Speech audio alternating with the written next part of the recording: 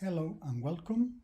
This is Project 2 for course ME597, Decision Making in Engineering Design. This work is about biases and heuristics. Introduction.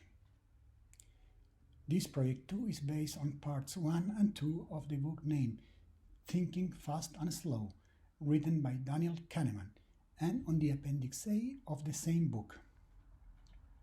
Objectives of Project 2 are: first, describing a partiality of the specific topic heuristics and biases, treated in the references mentioned. Second, expose how the knowledge acquired in course ME597 relates with the topic being discussed in Project 2.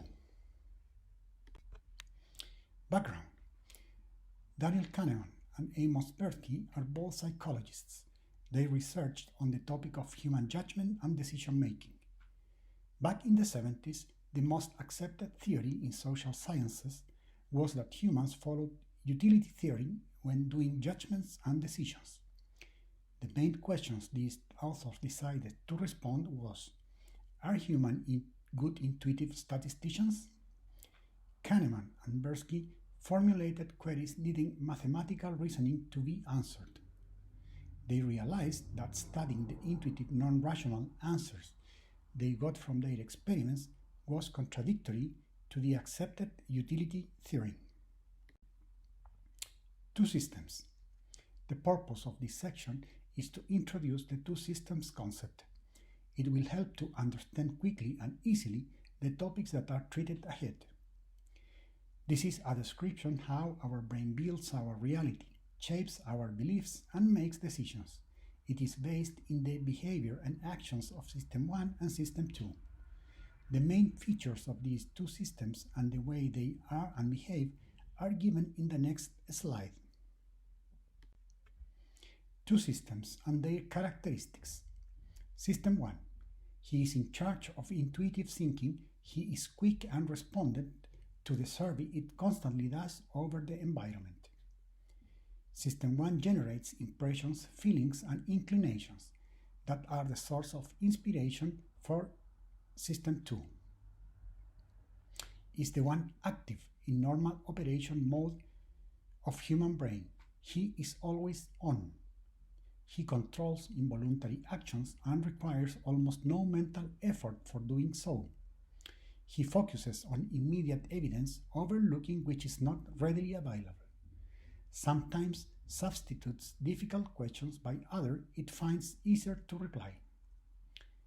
System 2, on the other hand, is in charge of this slower but structured way of thinking. He develops the more effortful tasks like computations that require concentration. System 2 is the one we use when making conscious choices. He remains in energy-saving mode, engaged with only a partiality of his reasoning capacity, but consumes notoriously more energy when it's at full work.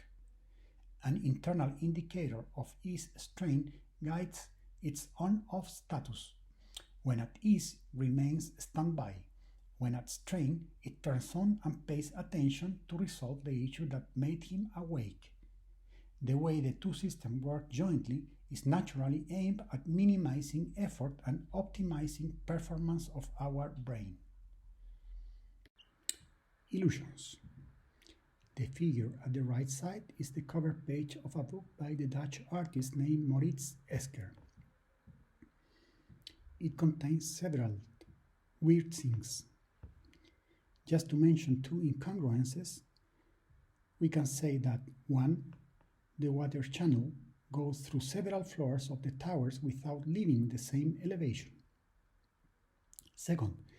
The water flow seems to go from the lower level to the upper level and back to the starting level. What you are looking at is simply an illusion. Illusions, how they relate to heuristic. There are visual illusions and there are the so-called illusions of thoughts. When facing a question with no immediate answer, we mentally replace it by an easier question for which we can find a reply in our experience. This operation is technically called substitution. This happens when we think we know something, but if the situation we are trying to assimilate does not have an appropriate parallel in our experience, we may fall in a cognitive illusion. The technical name for the simpler question is heuristic. When we are asked about statistical reasoning, we apply heuristic and we are inclined to commit intuitive errors.